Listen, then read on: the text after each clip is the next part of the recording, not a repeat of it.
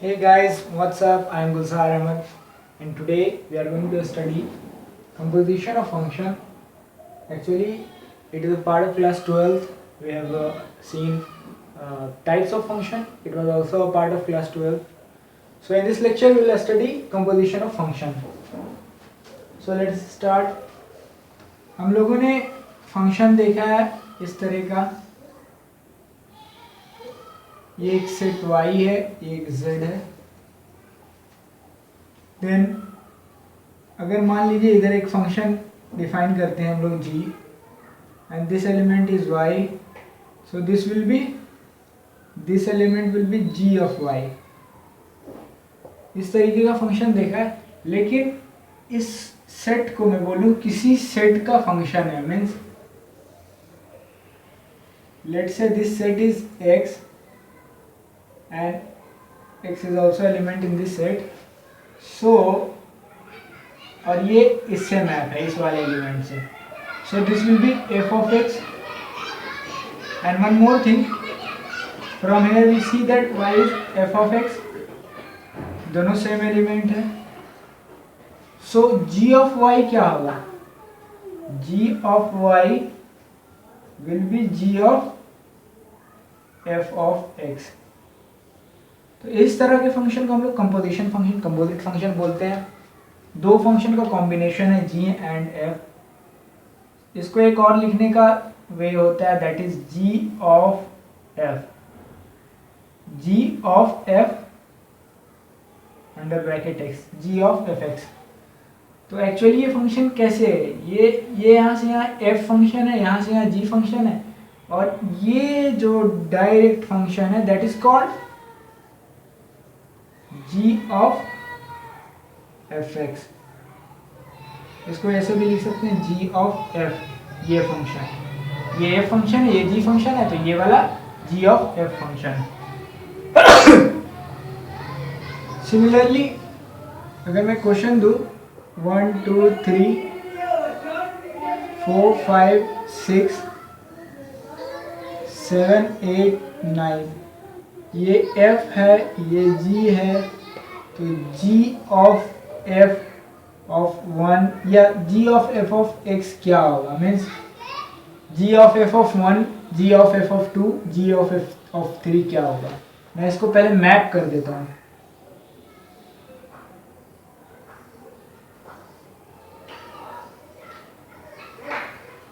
Now g of f of 1 क्या होगा? Means it is like to say g of f of 1। ये f of 1 क्या है? f of 1 5 है, so g of 5, g of 5 क्या है? g of 5 is 8, so answer will be 8। Similarly g of f of 2 क्या होगा? g of f of 2, so f of 2 क्या दे रखा है? 4, तो g ऑफ 4 क्या दे रखा है? फाइनली 4 आया। g ऑफ 4 क्या दे रखा है? 9, so answer will B 9। Similarly इसी तरह से g of f of 3, g of f of 3 क्या दे रखा है? 6, g ऑफ 6 क्या है? 7। तो इन दिस वे हम लोग g of f of x निकालते हैं। अगर क्वेश्चन ऐसा भी रहता है कि f ऑफ x दे रखा है, that is 4x square plus 16x plus 16,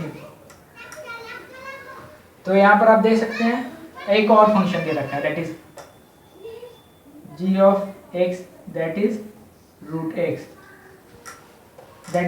x, तो क्वेश्चन क्या बोल रखा है? Find g of f of x, find g of f of x। तो g of f of x कैसे निकालेंगे इन दिस केस? तो g x is equal to root x दे रखा है यहाँ पर, g of x is given as root x, तो x की जगह fx रख देंगे तो g ऑफ fx निकल जाएगा। g ऑफ x की जगह हमने fx रख दिया, यहाँ पर भी रूट ऑफ x की जगह fx। Now root of fx क्या दे रखा है? एफ एक्स दे रखा 4x square plus 16x plus 16, 4x square plus 16x plus 16, which is what? Which is root of 2x plus 4, 2x plus 4 whole square. Now root of that thing will be 2x plus 4, 2x plus 4 root of, तो 2x plus 4 होगा या mod of 2x plus 4 होगा? The answer will be mod of 2x plus 4 g of f of x, because root of anything is always positive, so we take mod of 2x plus 4. So इस तरह के questions होते हैं. एक दो questions और हैं जो प्रूव दैट या शो दैट टाइप के हैं, तो उसे हम लोग देखते हुए चलते हैं.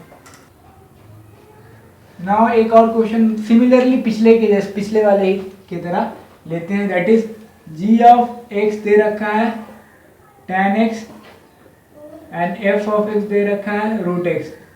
तो find g of f of x and f of g of x.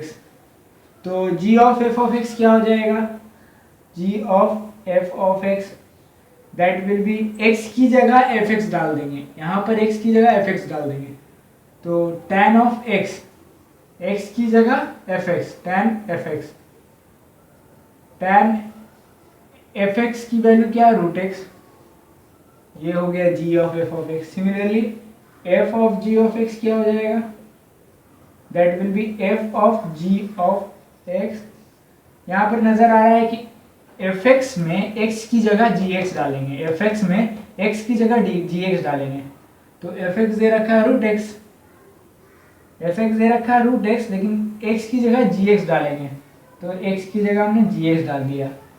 तो root of gx and root of gx क्या दे रखा है? tan x. तो answer will be root tan x. तो यहाँ पर हम लोग देख रहे हैं कि g of fx is tan root x, f of gx is root tan x.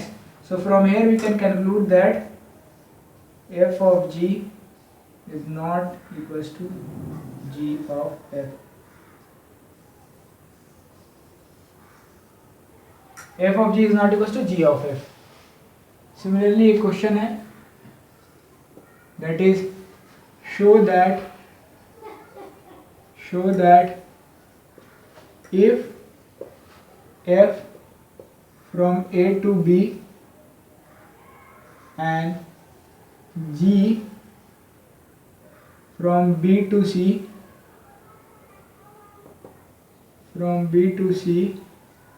are one function, then g of f is also 1 is converse true. तो बोल रखा है कि you need to show that there are two function givens f and g, both are 1. So you need to show that g of f is also 1. तो अगर function 1 होता है fx, let's say f is 1, तो हम लोग क्या करते थे? हम लोगों ने पिछले लेक्चर में पढ़ा है f of x1 equals to x2. अगर फंक्शन 1 होगा तो x1 will be equals to x2. Similarly अगर अज्यूम करते, we are assuming g of f 1 है. assume, not assuming, but you can say it is a way of doing this way, in this way. So g of f of x1, g of f of x2 both are equal. So if we are able to get x1 equals to x2, अगर हम लोगों को x1 equals to x2 मिलता है, then we will be saying that yes, this function is 1. So इसको ऐसे लिख सकते हैं g of f of x1 and g of f of x2. As it is given that g is 1, g 1 देखा है, दे रखा है, तो इसको मान लीजिए कुछ कैपिटल x1 मानिए, इसको कैपिटल x2 मानिए. तो G11 दे रखा है, तो capital X1 equals to capital X2, मतलब क्या हुआ, f of x1 equals to f of x2, क्योंकि G11 दे रखा है। सिमिलरली F11 दे रखा है, सो x1 equals to x2, F11 दे रखा है, G11 दे रखा है, तो G ऑफ f हम लोगों को मिल गया कि 11 है। So and the question is asking also is converse to, मतलब G ऑफ f अगर 11 है तो G and f both need to be 11। So will see here, but एक बार और समझ लेते हैं इसको, क्या किया मैंने। G of f of x1 equals to G of f x2। So अगर यहाँ से हम लोगों को x1 इक्वल्स टू x2 मिल जाता है, then we will be able to say that G of f is 11। तो हमने बस इसको ऐसे ही लिखा, दूसरा वे में लिखने का तरीका जो है उसको ऐसे ही लिखा, G of f of x1 equals to G of f of x2। Since G is given as 11, G को दे रखा है 11, so I can write f of x1 equals to f of x2, मतलब G of, इसको मैं capital X मान रहा हूँ, capital X1, इसको पूरे को कैपिटल X2 मान रहा हूँ, तो G of capital X1 equals to G of capital X2, और G11 है तो capital X1 equals to capital X2, that is f of x1 equals to f of x2। उसी तरह से F11 है तो x1 इक्वल्स टू x2, यहाँ से हमें G ऑफ f निकल गया कि yes it will be 11 function. अब उल्टा बोल रहा है कि कन्वर्स ट्रू होगा क्या, अगर G ऑफ f जो है 11 दे रखा है, मीन्स ये यहाँ पर मान लीजिए 2 एलिमेंट लिया, यहाँ पर 3 एलिमेंट लिया हमने, यहाँ पर भी 2 एलिमेंट लिया, ये रहा, ये रहा आपका, ये रहा, ये रहा, and the last thing is that, ये बहुत इंपॉर्टेंट चीज है, यहाँ पर देखिए ये जो f है और ये g है, f and g both are, f and g both are 11, so no, f and g, here you can see that f is 11, g is not 11, but f of g of x is 11। यहाँ पर आपको नजर आ रहा होगा कि f of g जो है g of f is 11, this function g of f of x is 11, g of f is 11 but g is not 11। here you can see ये वाले एलिमेंट दोनों का सेम वैल्यू आ रही है, सो मिनिमम है g।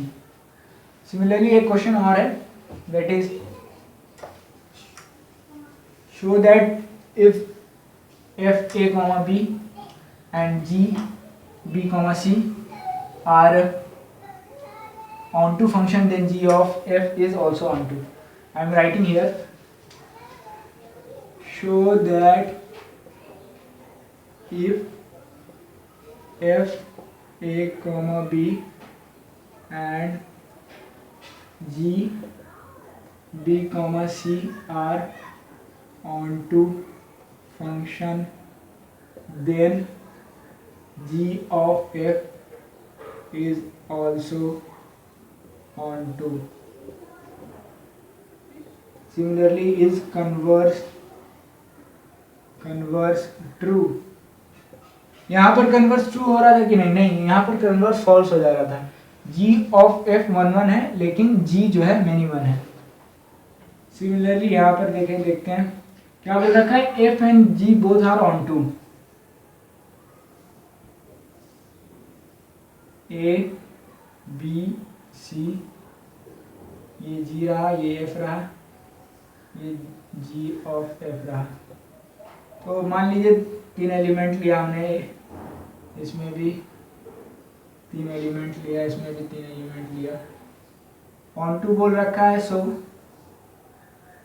सारे एलिमेंट में tag होंगे, इधर भी ऑन टू बोल रखा है, सारे एलिमेंट में टैग होंगे, सारे एलिमेंट लिंक हो गए। तो from here we can see that g of f is onto, ये भी ऑन टू, ये भी onto, so g of f is also on to.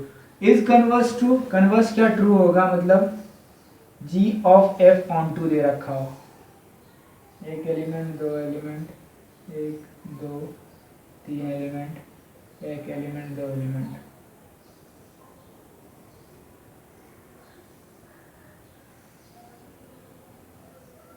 अभी देखिए ये जो फंक्शन है, ये f, ये g, from here to here, from here to here.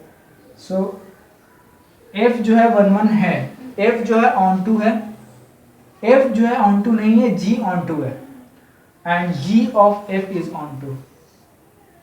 g of f क्या है? ऑन टू है। g of f is onto, converse मतलब उल्टा, g of f is given as onto, but you can see from here that f is not onto, f onto नहीं है, सिर्फ g onto है।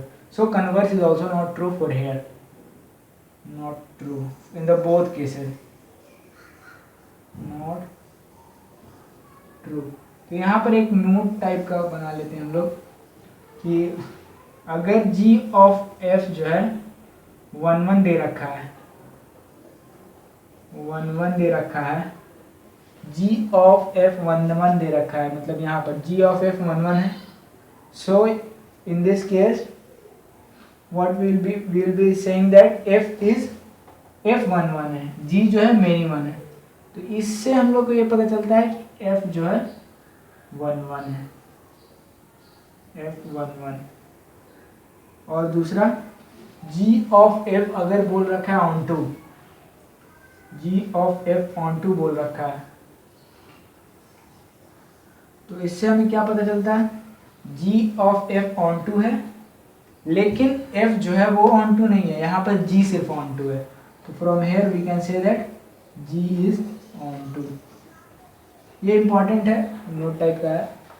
So this one is more important to remember, g of f is 1 1, then f is 1 1. If g of f is on to means g is on to. So one last question, एक last question देखते हैं, that is f of x दे रखा है, x 3 minus x whole cube raised to 1 by 3, then find f of x. Try to solve it. चलिए देखते हैं, f of x,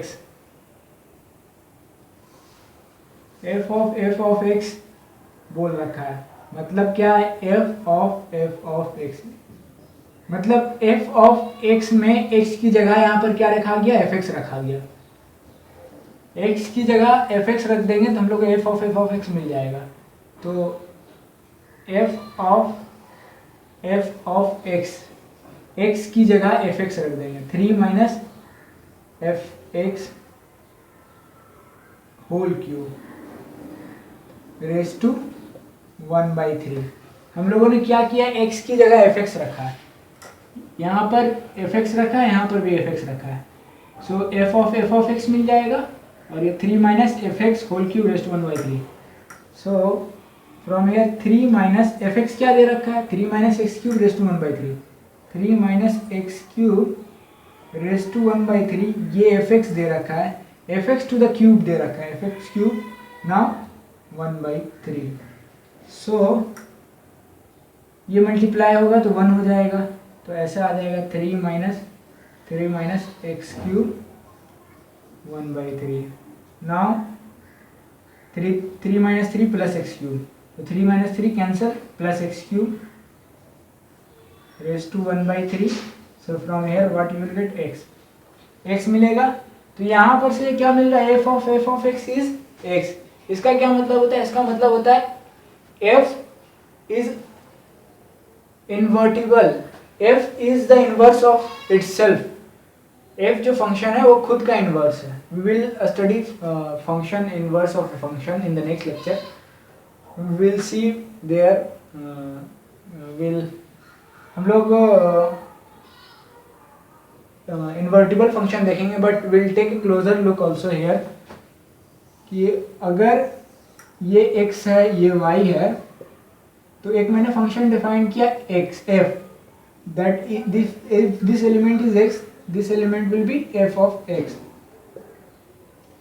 तो कुछ ऐसा फंक्शन मैं डिफाइन करूं g कुछ ऐसा फंक्शन मैं डिफाइन करूं g such that g of f of x will be x, मतलब g of this element will be this element. तो ये इस चीज को हम लोग इनवर्स कहते हैं। सो will see the inverse of the function in the next lecture. Hope you have like this lecture. So if you find this lecture beneficial, please like, subscribe and share it.